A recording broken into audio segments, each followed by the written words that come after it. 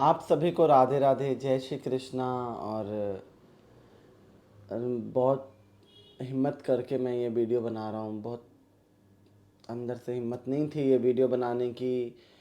और मेरे से बोला भी इतना, अंदर से मन बिल्कुल भी नहीं था कि मैं इस चीज़ को एक्सेप्ट करूँ, क्योंकि मेरे लिए खुद ये एक्सेप्टेबल नहीं था कि मैं कैसे एक्सेप्ट करूँ। और मुझे अभी से नहीं है, पिछले साल भर से कुछ ना कुछ दिक्कत हो रहा था मुझे, जिसको मैंने इग्नोर करा। कि जैसे बहुत ज़्यादा मुझे कोई चीज़ हजम नहीं होता था, एसिडिटी बहुत ज़्यादा बन जाया करती थी।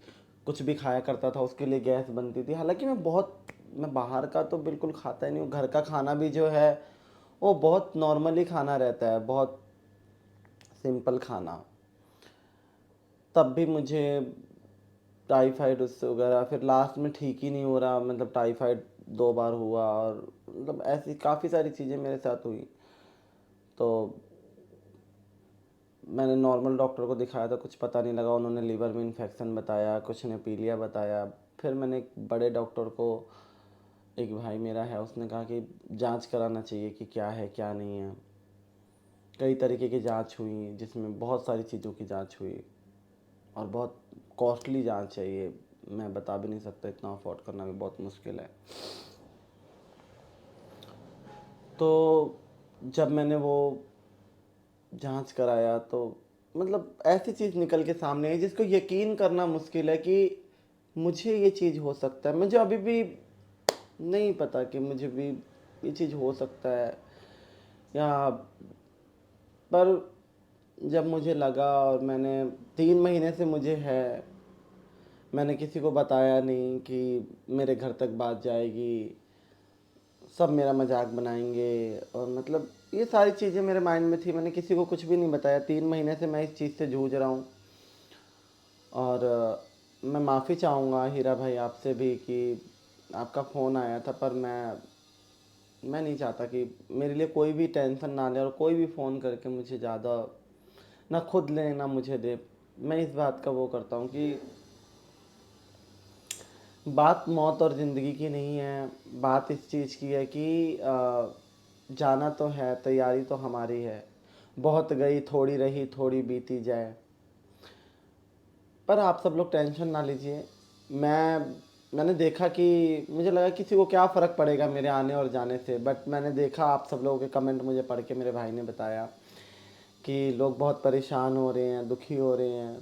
तो ये चीज़ महसूस होता है कि हमारे लिए भी कोई रोने वाला है, कोई करने वाला। मेडिसिन, इतनी ज़्यादा मेडिसिन खाने की वजह से, मेडिसिन बहुत हाई पावर की हैं। और कभी ये दाढ़ी जो मैं यूँ पकड़ता था तो ऐसे हाथ में आया करते, तो फिर मैंने पहले दाढ़ी हटवाई।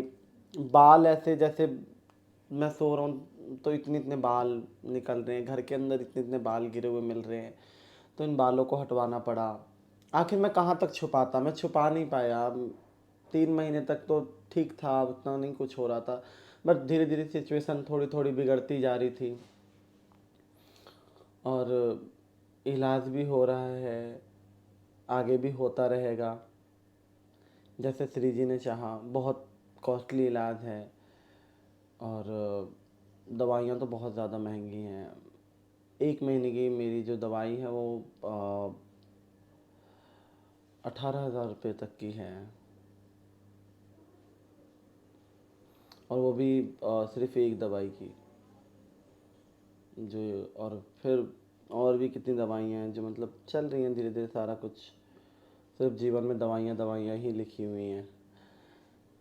पर मुझे ऐसा लगता है कि मैं क्या बोलूँ, मुझे कुछ समझ ही नहीं आ रहा। मैं कहाँ आ गया हूँ, मुझे कुछ नहीं पता लग रहा है कि मुझे हो सकता है। और मैं आप लोगों से भी कहूँगा कि जिनको दिक्कत है, जिनको प्रॉब्लम होती है, वो सब लोग अपने अच्छे डॉक्टर से दिखाएं।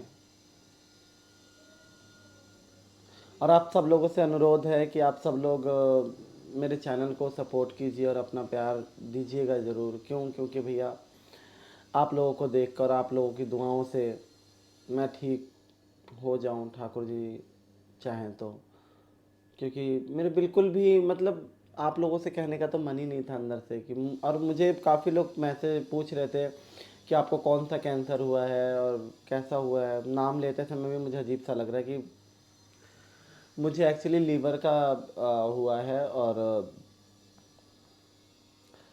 अभी नॉर्मल है, लास्ट स्टेज वगैरह कुछ ऐसा नहीं है, और फर्स्ट पे ही है, और चल रही है ट्रीटमेंट।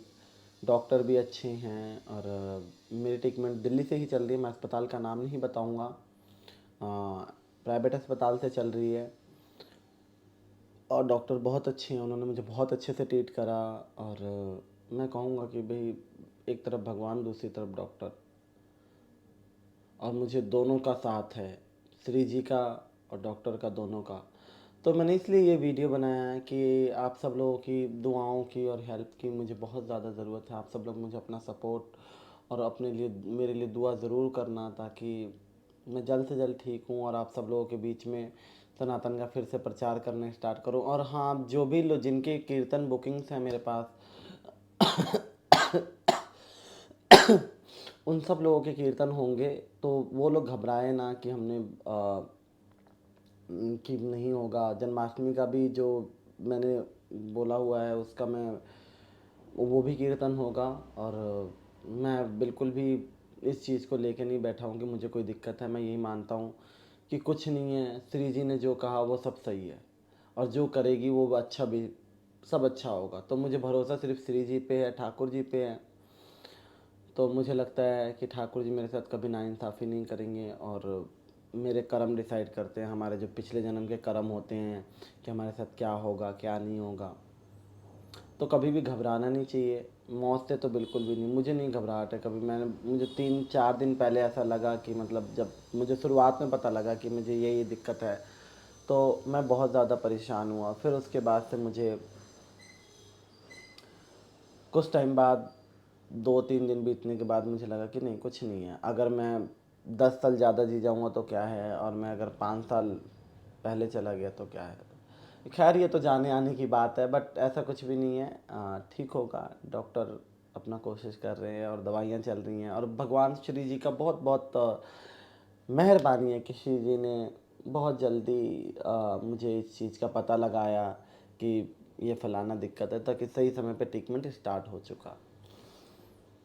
बाकी मैं आपसे क्या करूं, आप सब लोग मुझसे बहुत प्रेम करते हो। आप सब लोग मेरे लिए दुआएं करो कि मैं जल्द से जल्द, मैं इस परेशानी से निकलूं, और अपनी श्री जी की, क्योंकि मैं कई बार मेरी सेवा भी रह जाती है, तो बहुत दुख होता है कि ठीक है, सब कुछ अच्छा है, बट कभी उनकी सेवा ना रुके मेरे से। जब सेवा रुकती है ना, तब बहुत तकलीफ़ होती है कि ठाकुर जी, मैं इस काबिल भी नहीं कि तुम्हारा सेवा कर सकूं। बस इस चीज़ का मुझे दुख है, बाकी किसी भी चीज़ का ना है। मैं ठाकुर जी से यही कहता हूँ कि जाना अगर हो तो मुझे कोई इससे नहीं है कि मुझे इससे डर है, मैं इसलिए रो रहा हूँ। मैं बस इसलिए मन भारी हो जाता है कि कई बार थोड़ी सी तबीयत डाउन सी हो जाती है, तो सेवा भी नहीं हो पाती है। तो उस चीज़ को लेके थोड़ा सा परेशान हो जाता हूँ मैं।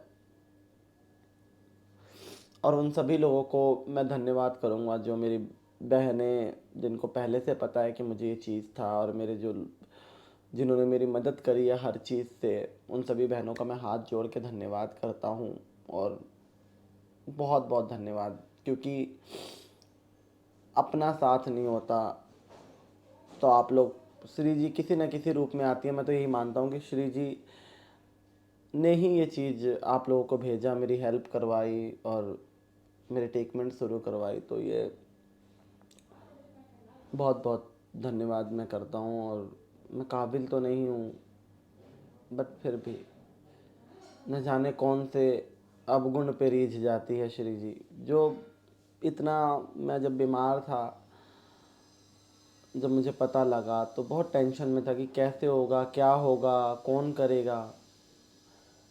बट श्री जी कहीं ना कहीं से, हर तरीके से, थोड़ा भी हो रहा है चाहे जैसे भी हो रहा, बट हर तरीके से मेरी कहीं ना कहीं से श्री जी आके मदद करती है। तो मुझे भरोसा तो अपने श्री जी पे है। चलिए, राधे राधे। बस आप सब लोग मेरे लिए दुआ कीजिए, और बिल्कुल आप सब लोग उदास मत होइएगा, बिल्कुल उदास नहीं होइएगा। मैं बिल्कुल ठीक होऊंगा, और आप सब लोगों से फिर दोबारा ऐसे यूं ही सनातन का प्रचार प्रसार और राधा रानी की गुणगान करता रहूँगा। इस चीज़ में एक है कि बड़ा पेनफुल होता है। मैं पहले लोगों को देखता था तो ऐसे सोचता था कि कोई नहीं, कैंसर है, ठीक है। बट अब लगता है ना, जब अंदर कई तरीके की दिक्कत, तो ये तो ऐसा लगता है कि सर तो फट जाएगा, इतना दर्द कई बार होता है। और ये पूरा यहाँ तक, और अभी मुझे हो रहा है। तो मैं ज़्यादा नहीं बोलूँगा। चलिए ठीक है, राधे श्याम, जय श्री कृष्णा। कोई भी प्लीज़, मैं कह रहा हूँ, उदास मत होइएगा। ज़िंदगी रही या ना रही, पर शिव जी और ठाकुर जी हमेशा हैं। तो बस ठाकुर जी से मेरे लिए प्रार्थना कीजिए। राधे राधे, जय श्री कृष्णा।